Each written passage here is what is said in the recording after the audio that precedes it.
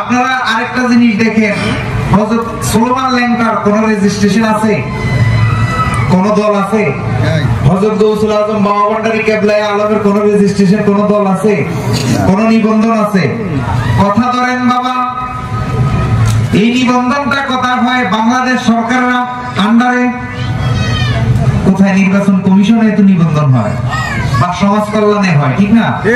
তাইলে এখন সমাজ কল্যাণ বাংলাদেশ সরকার কার আন্ডারে? সার্কের আন্ডারে। কার আন্ডারে?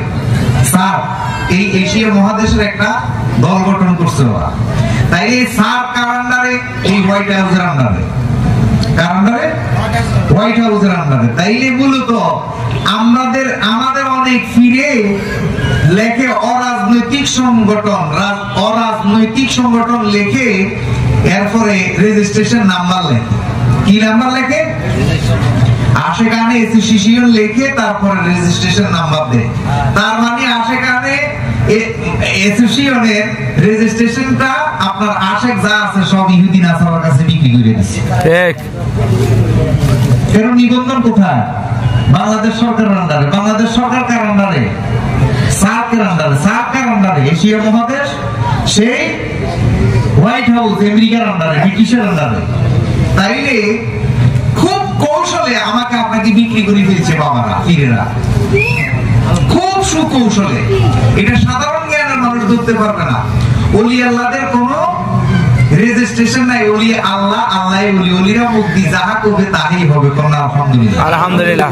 ওলিরা হবে আল্লাহ মুখী, ওলিরা কারো মুখী নয়। ওলিরা কারো মুখী, ওলিদের কোন নিবন্ধন নাই, দুনিয়াবি কোন নিবন্ধন নাই। ওদের নিবন্ধন হইল মদিনাওয়ালা এবং আল্লাহ রাব্বুল আলামিন। কোন সুবহানাল্লাহ।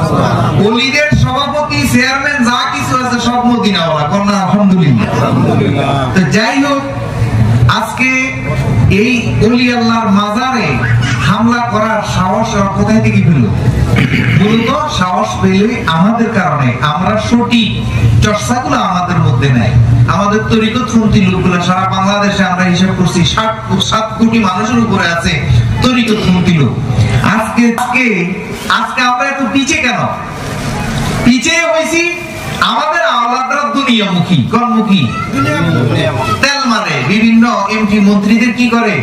তেল মারার কারণে না। আপনি সত্যের উপরে প্রতিষ্ঠিত থাকেন, আপনাকে হত্যা করবে। সত্যকে কি কেউ হত্যা করতে পারবে বাবা? না। হুসাইনকে হত্যা করছে, কিন্তু হুসাইনের সত্যকে হত্যা করতে পারছে?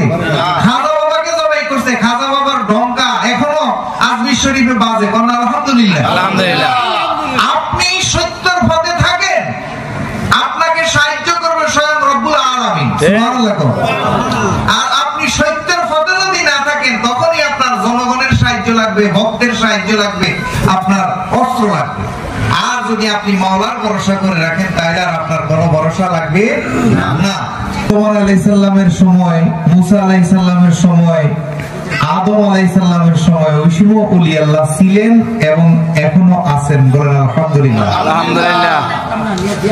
এই ওলি আল্লাহর দল থাকবে কিয়ামত পর্যন্ত। এটার কোনো বিনষ্ট হবে না। অন্যান্য যুগে ওলি আল্লাহ ছিলেন, এই নবীর আমলে এখন বর্তমান ওলি আল্লাহর যুগ। সকলে বলি আলহামদুলিল্লাহ, আলহামদুলিল্লাহ। তাই ওলি আল্লাহরা আছে বিদেই এখনো সত্য আছে, না হলে কিন্তু সত্যকে হত্যা করে ফেলতো। সত্যকে কি করে ফেলতো? হত্যা করে ফেলতো। আজকে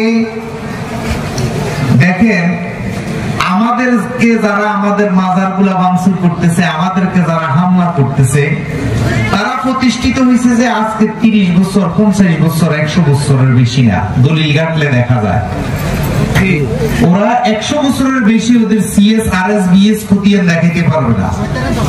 আর আমাদের এই দল সৃষ্টি হয়েছে স্বয়ং আল্লাহ থেকে। স্বয়ং এই দলের ঘোষণা দিছে স্বয়ং আল্লাহ। আল্লাহ কোরআনের মধ্যে বলতেছে, আমার ওলির হাত আল্লাহর হাত, ওলির চোখ আল্লাহর চোখ।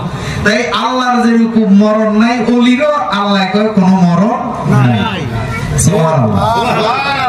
আল্লাহর মৃত্যু আছে?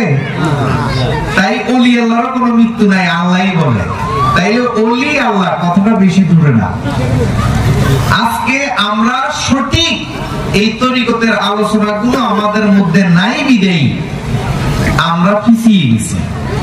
আমাদেরকে যারা নেতৃত্ব দিচ্ছে, যারা আমাদেরকে ওলি আল্লাহর পথ শিখাচ্ছে, ওরা কি করছে? আমাদেরকে ভুল পথে নিয়ে গেছে। কেমন পথে? ওরা দুনিয়ামুখী করে ফেলছে খুব কৌশলে।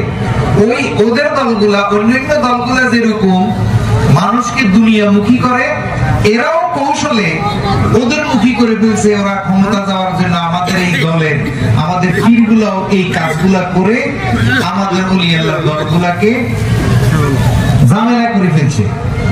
তাই আমরা যারা আছি, আমি অনুরোধ রাখবো, আমরা সঠিক তরিকতটা যদি চর্চা করি, তরিকতের আলোটা যদি আমরা হৃদয়ের মধ্যে প্রবেশ করি করাই, তাহলে আমাদের দেশে আর কোনো অশান্তি থাকবে না। তো যাই হোক,